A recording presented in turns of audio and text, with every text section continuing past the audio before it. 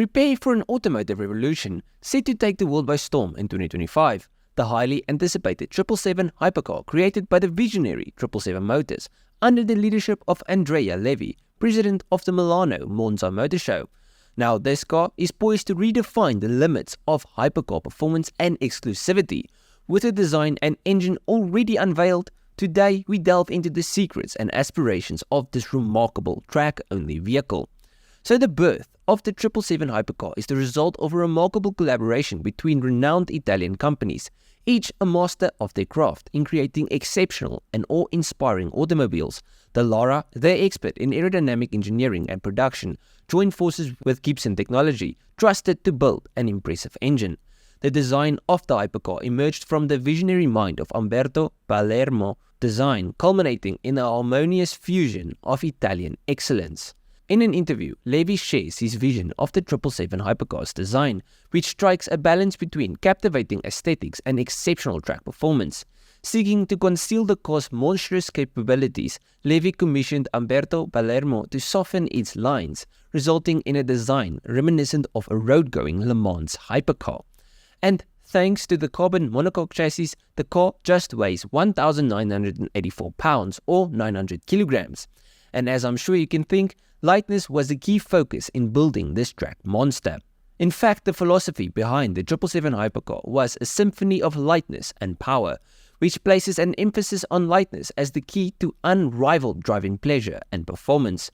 Levy's passion for weight reduction stems from his experience as a track enthusiast, where he discovered that lightness is synonymous with speed and pure joy of driving. Striving to maintain an almost infinite progression of power, Levy opted for a naturally aspirated 4.5-litre V8 engine, generating an exhilarating 730 horsepower at a breathtaking 9,000 RPM. Now, this engine has no forced induction and no electric assistance, so it's 730 horsepower of pure combustion power. Thanks to the lightness of this car as well as the streamlined design and abundance of power, the Hypercar has a top speed of 230 miles per hour or 370 kilometers per hour, and at this tremendous speed, the car generates 2.1 tons of downforce. Now, when the next corner inevitably comes, you won't have to worry, as this thing can generate lateral forces of up to 4 Gs. But this car isn't just a full-force brutal track monster. You see, whilst they have built a truly impressive track car, it's also polar bear friendly by running on synthetic fuels. And whilst this car uses synthetic fuels, it reduces its CO2 emissions by around 65%. And here's the cool thing, since this isn't a car built for a specific championship, they can build it how they want. There is no regulations. Breaking free from regulations, the 777 Hypercar's track-only nature allows it to defy the constraints imposed by racing regulations. Levy's bold decision to not follow any specific rules grants the Hypercar an unparalleled level of performance and freedom. Built on the FIA LMP2 homologated chassis, the 777 Hypercar is incredibly fast. To give you an idea of exactly how fast it is, the pole position in the 6 hours of Monza this year was a 1 minute 35.358. The 777 runs the same track in 1 minute 33, and those cars are all proper LMP hypercars. So how do you get your hands on one of these? Well, this is a limited edition masterpiece, limited to a production run of just 7 units. The 777 Hypercar is a rare gem coveted by a select few. Each owner will receive comprehensive training to unleash the Hypercar's full potential. The privilege extends beyond the track as well, as owners will have access to the Dallara simulator in Varano de Melgari, Italy, and Indianapolis for further training. Additionally, a professional simulator mirroring the behavior of the real car will be provided to owners for home use. So I'm guessing this whole story won't be cheap.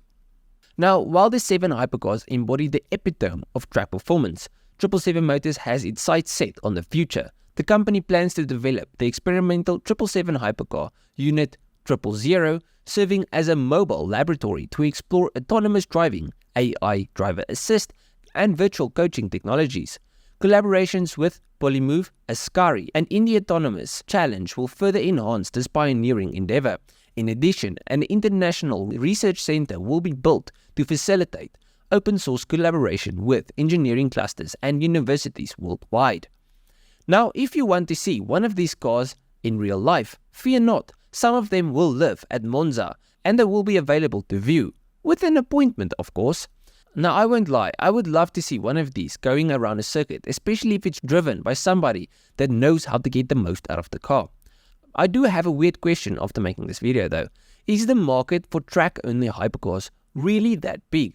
I feel like in the last few years, more and more manufacturers have started producing absolutely bonkers track-only cars with crazy price tags, and they always seem to sell out. Now I know that there's a lot of wealth out there, but damn, and how many of the super rich know how to get the most out of cars like these, and have time to just go race around tracks?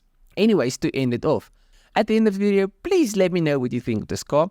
I do think it's beautiful and it's really impressive that it's so light and generates that amount of power. Oh, and I almost forgot the price of this thing. One of these goes for £7 million. So yeah, they are really not cheap. They also like the number 7. That's something I've noticed throughout making this video. But yeah. Oh, and let me know if you really think there's such a big market for track-only cars. Like, I understand people have a lot of money and a bunch of these track-only cars only stand. Like, people don't even drive them. It's a collector's item. But how can there be so many people that just buy cars that they're not even allowed to use on the road? It's crazy to me. But yeah, let me know what you think down below. If you guys enjoyed this video, please leave a like and subscribe to the channel. And if you did like it, you'll most probably like most of my other stuff. So just go through my channel, see if there's something else you like. I'll check you guys in the next one. Cheers, eh?